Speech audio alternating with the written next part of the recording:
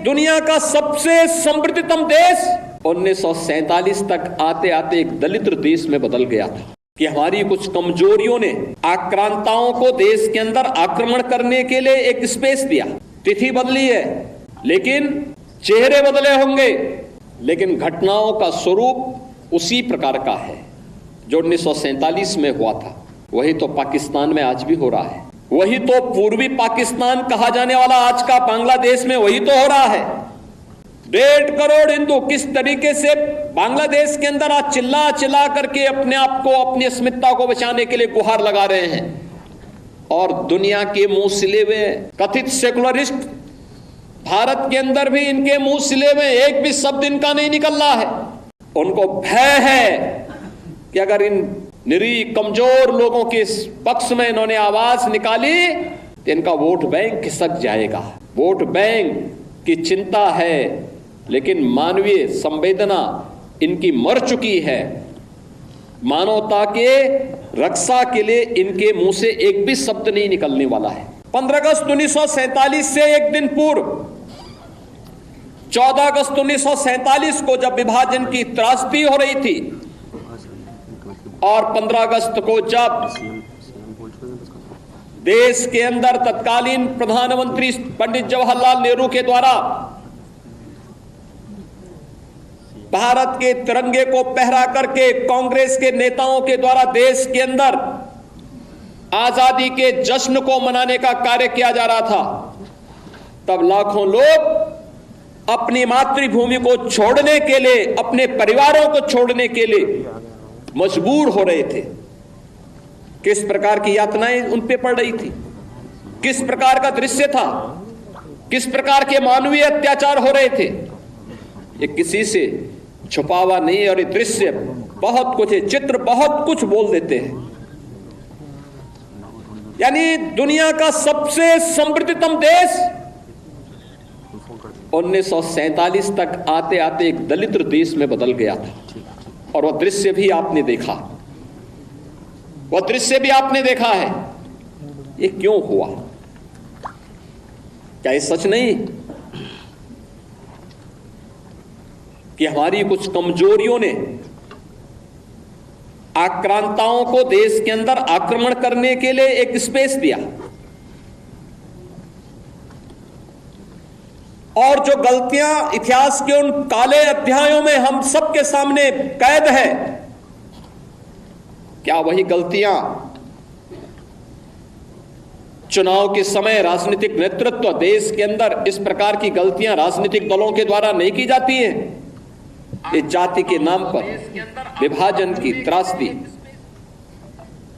तक पहुंचाने की एक कथा वही है जो पहले जातीयता के नाम पर होता था, जातिवाद के नाम पर होता था। आज वही कार्य, वही कृत्य, वही कारनामे राजनीतिक दलों के स्तर पर जातीयता का नग्न तांडव करके फिर उसी विभाजन की ओर ले जाने की कुछ सी चेष्टा की जा रही है। परिणाम क्या है? परिणाम आप सबके सामने फिर वही है। परिणाम फिर आपके सामने वही है। तिथि बदली है, लेकिन चेहरे बदले होंगे, लेकिन घटनाओं का स्वरूप उसी प्रकार का है जो 1947 में हुआ था। वही तो पाकिस्तान में आज भी हो रहा है। वही तो पूर्वी पाकिस्तान कहा जाने वाला आज का बांग्लादेश में वही तो हो रहा है।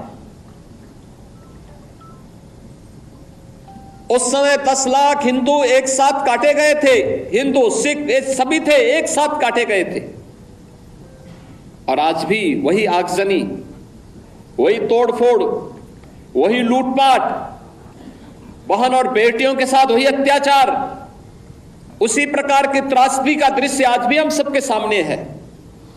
और इस सब के बावजूद इस प्रकार के कार्यक्रमों को केवल एक औपचारिकता बना करके हम लोग केवल अपनी बात करने तक सीमित हो जाते हैं। आखिर कब इतिहास की इन गलतियों से हम सबक सीखेंगे?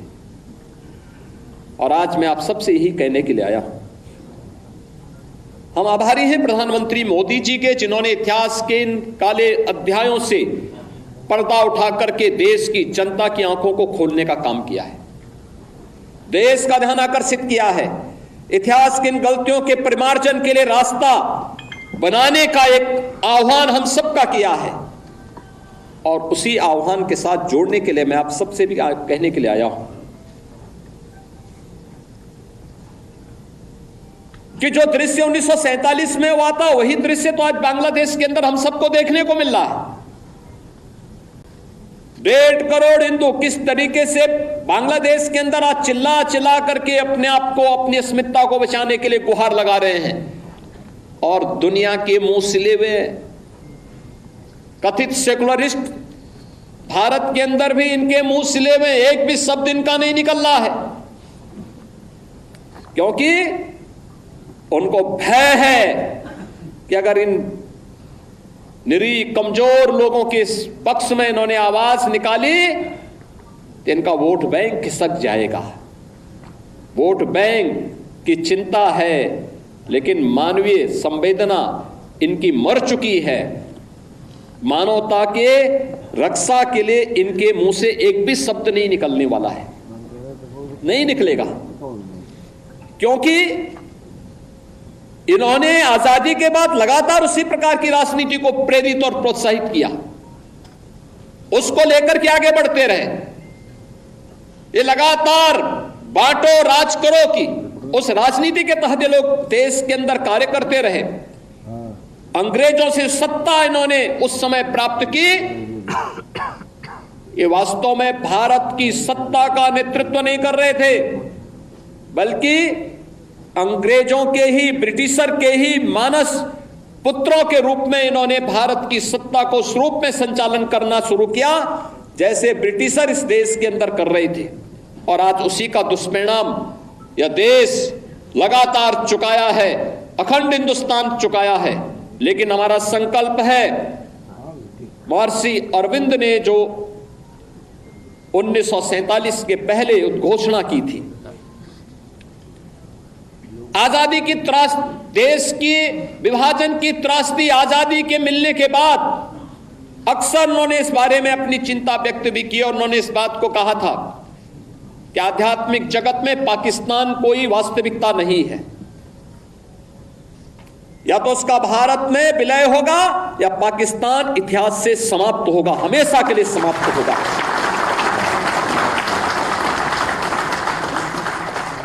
क्योंकि आध्यात्मिक जगत में जब जिसका कोई वास्तविक अस्तित्व नहीं है, उसको नष्ट ही होना है, और उसकी नष्टता, उसके नश्वरता को हमें संदेह की निगाहों से नहीं देखना चाहिए। हमें ये मानना चाहिए ये होगा, लेकिन इसके लिए हमें भी तैयार होना होगा, हमें भी अपने आप को तैयार करना होगा। हमें अपनी उन गलतियों का परिमार्जन करना पड़ेगा जिन गलतियों के कारण विदेशी आक्रांताओं को भारत के अंदर घुसने, भारत के पवित्र तीर्थ स्थलों को अपवित्र करने, भारत की परंपरा और संस्कृति को नष्ट करने का एक अवसर जिन्हें प्राप्त हुआ था, उस प्रकार की गलतियों को, वह विभाजन की जो त्रासदी तक हमें पहुंचाया है, वह जातीय विभाजन के रूप में, क्षेत्रीय विभाजन के रूप में, भाषाई विभाजन के रूप में, इन सभी से उभर करके हम सबको राष्ट्र प्रथम के भाव के साथ मिलकर के कार्य करना होगा।